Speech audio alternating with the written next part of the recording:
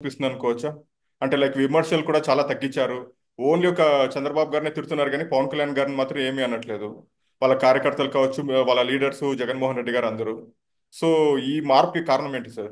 ఇది పవన్ కళ్యాణ్ గారి స్ట్రాటజీ అని చెప్పుకోవచ్చు. ఎందుకంటే పవన్ కళ్యాణ్ గారు కూడా గెలిచిన తర్వాత ఏ ఒక్క విషయంలోనూ వైసీపీ చేసిన వైసీపీ ప్రభుత్వం ఉన్నప్పుడు తాము కష్టపడ్డ విప్పటం గ్రామం దగ్గర నుంచి చాలా రకాల వైజాగ్ లో పవన్ కళ్యాణ్ గారిని నిర్బంధించిన విషయాల వరకు అన్నిటినీ క్షమించాడు. ఆ నాయకుడికి ఉన్న గొప్ప లక్షణం ఏంటంటే ఆ గతంలో వాళ్ళని ఇబ్బంది పెట్టిన వాళ్ళని క్షమించేసి అప్పుడు ఉన్న ఆ ప్రభుత్వం యొక్క ప్రోద్బలంతో ఆ ప్రభుత్వం యొక్క బలవంతంతో చేసిన అధికారుల మీద చర్యలు తీసుకోకుండా వాళ్ళని క్షమించాడని చెప్పుకోవచ్చు.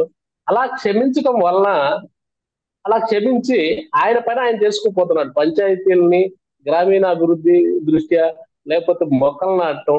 ఆ మొక్కలు నాటడంలో కూడా ఏ అయితే విలేజ్ నేటివిటీకి భారతదేశ పర్యావరణానికి ఏ అయితే ఉపయోగపడతాయో మనం ఇప్పుడు వరకు దుబాయ్ నుంచి వచ్చే మొక్కలు కొన్నిటిని నీటిని తట్టుకొని నిలబడతాయని చెప్పి కొన్ని నాటాము.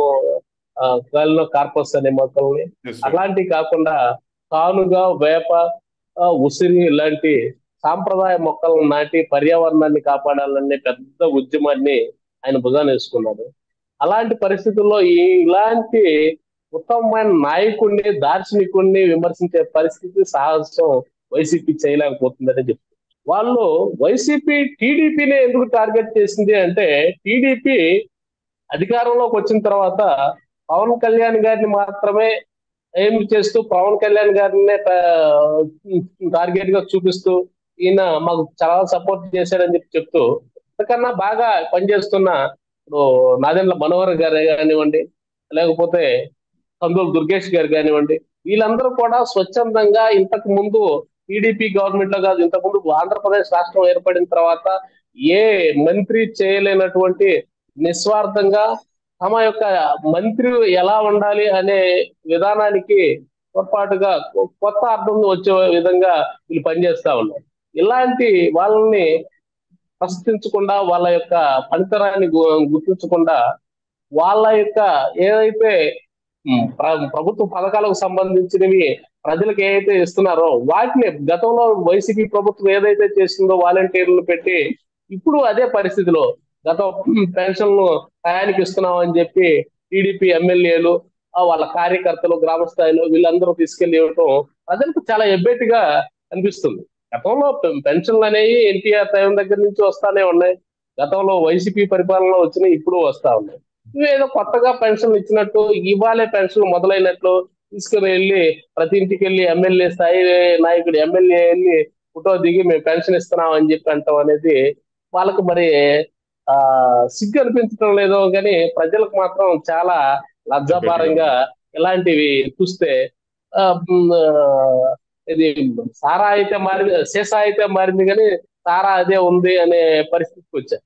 దానికి వైసీపీకి టీడీపీకి జనసేనకి పూర్తి విరుద్ధంగా పరిపాలన జరుగుతూ ఉంది. కానీ రెండు కలిసి ప్రయాణం చేసే పరిస్థితుల్లో పూర్తి విరుద్ధంగా పరిపాలన జరుగుతూ ఉంది.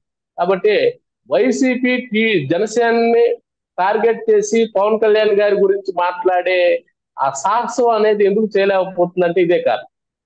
ఓకే. టీడీపీని విమర్శించడానికి పెద్దగా రాజకీయ పరిపక్వత అవసరం లేదు. టీడీపీ చేస్తున్న ఆ గ్రామంలో గ్రామ స్థాయిలోకి వచ్చి వార్డు స్థాయిలోకి వచ్చి పెన్షన్ ఇస్తున్నా అని చెప్పి ఒక ఎమ్మెల్యే వచ్చి ఆ పెన్షన్ దారి ఇంటికి వెళ్ళి పెన్షన్ ఇవ్వటం అనేది చాలా లజ్జాపారమైన విషయం. ఇది చాలా సిగ్గుచేటు. అసలు గతంలో ఇప్పుడు ఎప్పుడు లేని పథకం ఏదైనా మీరు తీసుకొచ్చి ప్రజలందరికీ వ్యక్తులకి మనం సంబంధించింది కాదు ఇది ప్రభుత్వం అనేది. రోడ్లు రోడ్లు లేకుండా గత 4 ఏళ్ళు అనుభవించారు. ఆ రోడ్లు బాగు చేసే పరిస్థితి ఎమ్మెల్యే ఖాళీగా ఉండే ఎమ్మెల్యేలు పనిచేయని ఎమ్మెల్యే టీడీపీ ఎమ్మెల్యేలంతా కూడా ఆ పగిలిపోయిన రోడ్లలో తమ వంతు తమ సంపాదించుకున్న ఆస్తుల్లో కానీ లేకపోతే శ్రమదానంతో కానీ ఆ రోడ్లు కొంచెం పగిలిపోయిన రోడ్లు గోతులు ఉన్నాయి, ఆ గోతులను పూడ్చే కార్యక్రమం ఏదైనా చేపట్టినట్టయితే అందరూ హర్షించేవాళ్ళు. అలాంటి కార్యక్రమాలు చేయకపోగా వీళ్ళు ఏదో ప్రజాసేవ చేస్తున్నట్లుగా ఆ పెన్షన్లు తీసుకెళ్లి ఇచ్చి ఫోటోలు దిగటం అనేది చాలా ఆ ప్రజలు ఎబ్బెట్టిగా ఫీల్ అవుతున్నారని చెప్పి మనం అనుకోవచ్చు. దాని వల్లే జగన్మోహన్ రెడ్డి గారు టీడీపీని విమర్శించడం అనేది జరుగుతుంది. ఖచ్చితంగా ఓకే. ముందు ముందు కూడా ఇదే పరిస్థితి వస్తే ఇక వాళ్ళ పరిస్థితి అగమ్య గోచరం అనుకోవచ్చు. మళ్ళీ మొదటికే వస్తుంది టీడీపీ అని చెప్పి అనుకోవచ్చు. ఓకే.